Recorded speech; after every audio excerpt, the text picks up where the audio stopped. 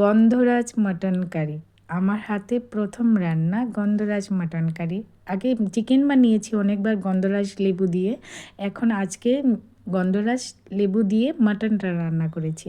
Specially এখানে দিল্লিতে গন্ধরাজ লেবুটা পাওয়া যায় না, আমার হাজব্যান্ড আগরতলাতে নিয়ে এসেছে। যেই যা যা রোজকারের মশলাগুলি রেডি করে নিয়েছি, তারপর আলুটাকে ডুমো ডুমো করে ভেজে তারপর ফোড়নে দিয়েছি জিরা, শুকনো লঙ্কা আর তেজপাতা দিয়ে, তারপর লাল হয়ে গেছে, তারপর পেঁয়াজটা দিয়ে দিলাম। পেঁয়াজটা দিয়ে আদা রসুন বাটাটা দিয়ে লঙ্কা বাটা আর জিরে ধনের গুঁড়োটা দিয়ে দিয়েছি।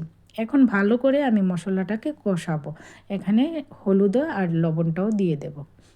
2 স্পুন সব মশলা 2 স্পুন করেছিল।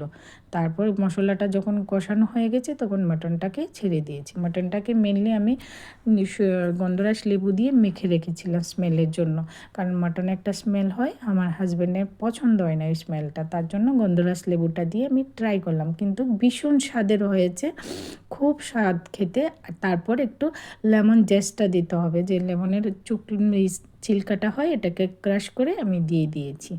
দিয়ে আবারও ভালো করে কষিয়ে নিয়েছি। অসাধারণ ফ্লেভার আসে। তারপর সিদ্ধ হয়ে যাওয়ার জন্য কাঁচা পেঁপে দিয়ে দিয়েছি। মা ঠাকুমার কাছে শুনেছি মাটন কাঁচা পেঁপে দিলে ভালো সিদ্ধ হয়ে যায়, তাই আমিও আজকে দিয়ে দিলাম। তারপর আলুটা দিয়ে ঝোল দিয়ে দেব।